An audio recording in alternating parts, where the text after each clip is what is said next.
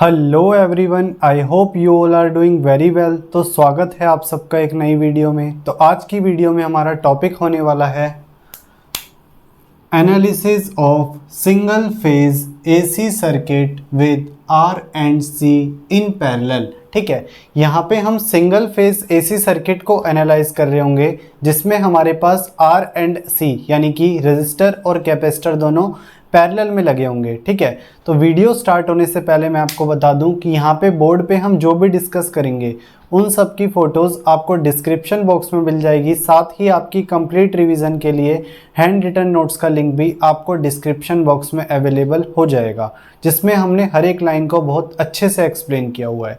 तो बिना time waste किए हुए चलते हैं अपनी वीडियो में।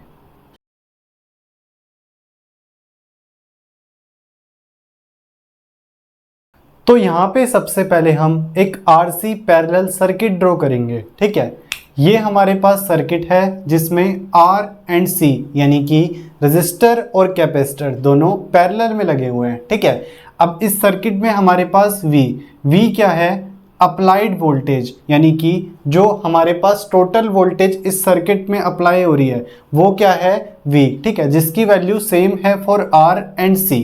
ठीक है, फिर है I क्या है? टोटल अमाउंट ऑफ करंट, यानी कि इस सर्किट में हमारे पास टोटल अमाउंट ऑफ करंट जितना फ्लो कर रहा है वो है I। ठीक है, फिर है IR क्या है? करंट फ्लोइंग थ्रू रेजिस्टर, यानी कि इस रेजिस्टर के अलोंग जो करंट फ्लो कर रहा है उसकी वैल्यू है IR, और IR हमारे पास क्या होता है? V/R। ठीक है, अब है IC, current flowing through capacitor, यानी कि कैपेसिटर C के अलोंग जो करंट फ्लो हो रहा है वो क्या है? IC, जिसकी वैल्यू होती है हमारे पास JV/XC। अब XC क्या होता है? XC होता है कैपेसिटिव रिएक्टेंस, जिसकी वैल्यू होती है 1/ωc। ओमेगा की वैल्यू क्या होती है? 2πf, तो ये हो गया 1/2πfc। ठीक है, अब हम सबसे पहले अपना RC पैरेलल कॉम्बिनेशन के लिए फेजर डायग्राम देखते हैं। ठीक है, तो सबसे पहले क्या कह रहा है? As V is same for both R and C, we will take it as reference axis. ठीक है, हमें पता है वोल्टेज V की वैल्यू रेजिस्टर और कैपेसिटर दोनों के लिए सेम है, तो यहाँ पे हम V को as a reference axis consider कर रहे हैं। ठीक है, तो ये हमारे पास V क्या हो गया? Reference axis. ठीक है, अब in case of resistor V and I are in same phase. ठीक है, अब हमें पता है कि रेजिस्टर के केस में वोल्टेज और करंट दोनों सेम फेज में होते हैं, और करंट थ्रू रेजिस्टर को हम किससे शो कर रहे हैं? IR से। तो यहाँ पे IR और V क्या होंगे? सेम फेज में। ठीक है, अब कैपेसिटर की बात कर लेते हैं। तो in case of capacitor I leads V/90 degree. अब कैपेसिटर के केस में क्या है? करंट जो है वोल्टेज को लीड करता है कितने एंगल से? 90 डिग्री के एंगल से। ठीक है, और करंट थ्रू कैपेसिटर क्या है? IC।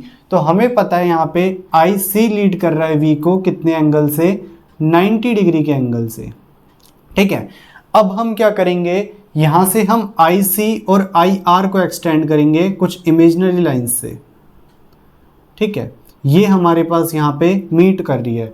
अब हम यहाँ से ओरिजिन से एक डायगोनल ड्रॉ करेंगे यहाँ पे। ठीक है, ये हमने एक डायगोनल ड्रॉ कर दिया और ये एंगल बना रहता है, मान लेते हैं फाई। अब I क्या होता है हमारे पास?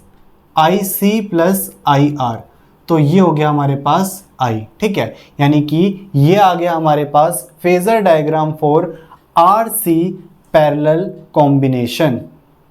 तो अब हम कुछ इंपॉर्टेंट टर्म्स देखते हैं जो कि न्यूमेरिकल पॉइंट ऑफ व्यू से हमारे लिए बहुत हेल्पफुल होती हैं। ठीक है, सबसे पहले है हमारे पास एडमिटेंस Y। ठीक है, देखते हैं एडमिटेंस होती क्या है। तो एडमिटेंस Y हमारे पास होती है रेसिप्रोकल ऑफ इम्पीडेंस। ठीक है, इम्पीडेंस हमारे पास क्या होता था? V/I।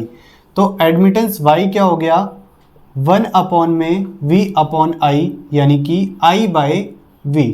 ठीक है, अब यहाँ पे हमें पता है जो करंट I है वो क्या है, सम ऑफ आई आर प्लस आई सी, ठीक है, यानी कि आई हो गया आई आर प्लस आई सी। तो आई आर की वैल्यू क्या थी, v अपॉन आर, और आई सी की जे वी अपॉन में एक्स सी। तो यहाँ पे आई आर की जगह हमने उसकी वैल्यू रख दी और आई सी की जगह उसकी वैल्यू रख दी, ठीक है।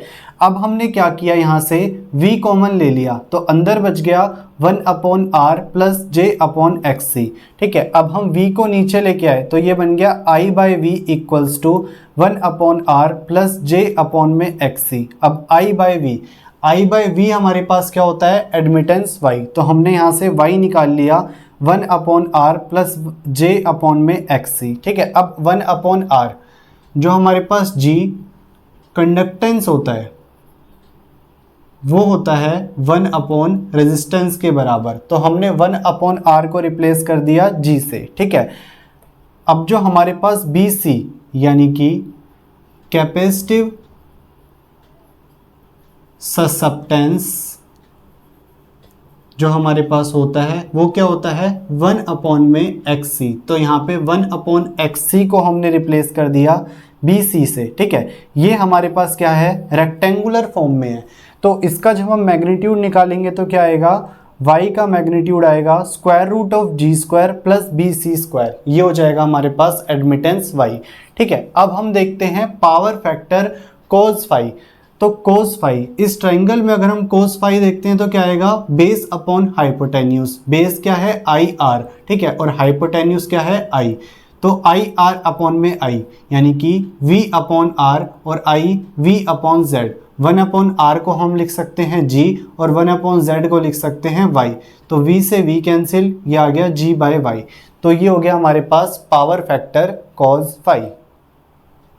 तो अब थर्ड टर्म है हमारे पास करंट, जिसको हम डिनोट करते हैं I से। तो I क्या है, v बाई जेड और 1 अपॉन जेड y, तो v into Y, v into Y की वैल्यू हमने क्या निकाली थी, square root of G square plus B C square. तो करंट I आ गया v into G square root of G square plus B C square, ठीक है। अब एक्टिव पावर P क्या होता है, वी आई कॉस फाई की वैल्यू हमने लास्ट स्लाइड में निकाली थी जो क्या थी, g अपॉन वाई, तो V I into G upon Y, ठीक है। I को हम क्या लिख सकते हैं, वी वाई, तो ये हो गया v into V Y into G by Y, Y से वाई कैंसिल, ये आ गया v स्क्वायर जी, ठीक है। अब हम देखते हैं रिएक्टिव पावर Q क्या होता है, वी आई साइन फाई, यानी कि पहले हमें साइन फाई की वैल्यू चाहिए। तो हमें पता है हमारे पास मैथमेटिकल फॉर्मूला होता है cos square phi plus sine square phi equals to 1, ठीक है। तो साइन फाई क्या हो गया, यहाँ से square root of 1 minus cos square phi, ठीक है, यानी कि square root of cos phi की वैल्यू हमारे पास क्या थी, g बाय वाई, तो ये हो गया 1 minus G square by Y square, ठीक है। एलसीएम लेंगे तो Y square minus G square upon में वाई स्क्वायर, ठीक है। अब वाई स्क्वायर की वैल्यू कहाँ से आएगी, वाई हमें पता है क्या है, square root of G square plus B C square, इसका जब हम स्क्वायर करेंगे तो स्क्वायर रूट हट जाएगा, तो ये होगी हमारे पास वाई स्क्वायर की वैल्यू जो क्या है, G square plus B C square minus G square upon में वाई स्क्वायर, जी स्क्वायर से जी स्क्वायर कैंसिल, क्या आ गया square root of B C square upon में वाई स्क्वायर, ठीक है। इन स्क्वायर से ये स्क्वायर रूट कट गया, ये आ गया बी सी बाय वाई, ठीक है। साइन फाई की वैल्यू हमारे पास आ गई बी सी बाय वाई। तो अब साइन फाई की जगह रखेंगे हम बी सी बाय वाई, तो आई की जगह आ गया वी वाई, ठीक है, वाई से वाई कैंसिल, ये आ गया वी स्क्वायर बी सी। तो ये होगी हमारे पास रिएक्टिव पावर Q। अब है अपेरेंट पावर S क्या होता है, V इंटू आई को क्या लिख सकते हैं, वी वाई, तो ये आ गया वी स्क्वायर वाई, यानी कि वी स्क्वायर वाई होगी हमारे पास अपेरेंट पावर S की वैल्यू, ठीक है। तो आज की वीडियो में इतना ही, मिलते हैं आपसे नेक्स्ट वीडियो में, till then peace out, thank you.